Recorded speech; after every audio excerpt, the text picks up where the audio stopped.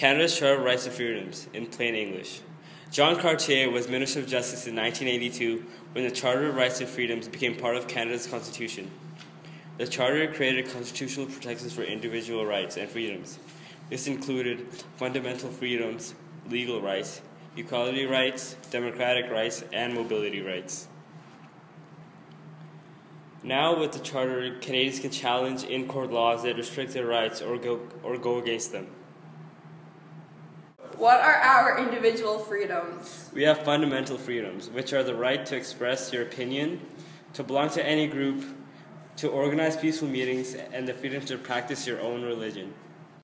Are there responsibilities that come with these freedoms? Yes, if you're going to express your opinion, then be informed and respect other people's choices. Also respect other religion choices. And if you're going to have peaceful meetings, remember to act responsibly and respect whatever they have to say. We also have democratic rights, like being able to vote in an election, participate in an election, and to run in an election. Another right that we have is our mobility rights.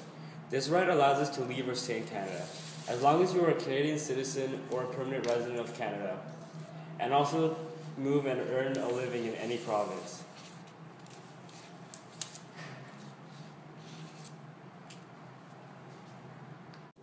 Can this right be taken away? Yes, if you commit a crime, this right can be taken away, if you abuse it. It also gives you a criminal record, which affects things like getting a job and traveling. This brings us to our legal rights. You have the right to feel free and safe, to have a fair and quick trial, and be assumed innocent until proven guilty. This brings us to our next right, which is equality rights.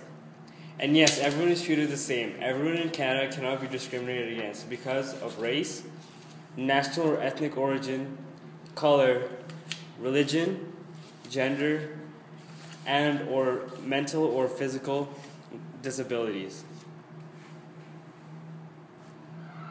Minority language legislation. Sections 16 to 20 of the Charter established French and English as official languages of Canada. These sections also established New Brunswick as an official bilingual province. Section 23 of the Charter says that French-speaking and English-speaking people of a big enough size in any province has the right to publicly fund schools that serve the language community. French-speaking people are very distinct people, and French is the language that expresses their identity. The people of Quebec want to make French the language of the government and everyday language of work, education, and business. Also, the people of Quebec made it clear that if your parents were French, you could not go to an Anglophone school. Indian Act. It was made in 1876 dealing with the status of Indians. It was the first document telling the status and rights of First Nations, but there are actually more like limitations of what they could do. This was when the collective rights were also established, which basically says who's a status Indian or not. After this act, the Canadian government basically had power over the First Nations, telling them when they could have elections, if they could travel, take political action, and wear traditional dresses. They got good benefits, but there were also some bad ones. Like, they were assimilated and had to follow what the government said to them, and they weren't in control of what happened to them anymore. Until 1960, the First Nations had to give up who they were and get into the English culture involving clothes and language to gain the right to vote. Royal Proclamation. The Royal Proclamation happened in 1763. Great Britain took over Canada, made negotiations with the First Nations for the land. To do this, they used numbered treaties. Numbered treaties. The main reason they wanted to make peace with the First Nations using treaties was because the first Prime Minister of Canada, which at the time was John A. Macdonald, wanted to make a railway to unite British Columbia to Canada. The problem was that the First Nations were in the way of the land, where the train would go through. They could have fought them out of the land, but they didn't want to because it would cost them much less to negotiate. The Treaties 6, 7, and 8 were the ones that were the most important in Alberta.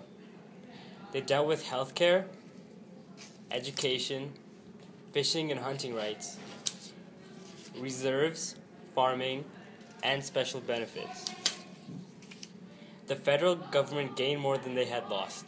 Since now they had power over the land, they could do anything they wanted.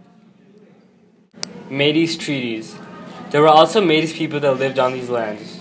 They were totally ignored by the Canadian government and did not benefit from the treaties since the government looked at them differently than the Aboriginal people. Governments and settlements in Alberta.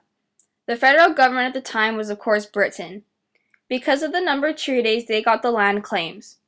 The government brought settlers into Canada so they could expand and have more civilized people that also had the same religion that was Catholic.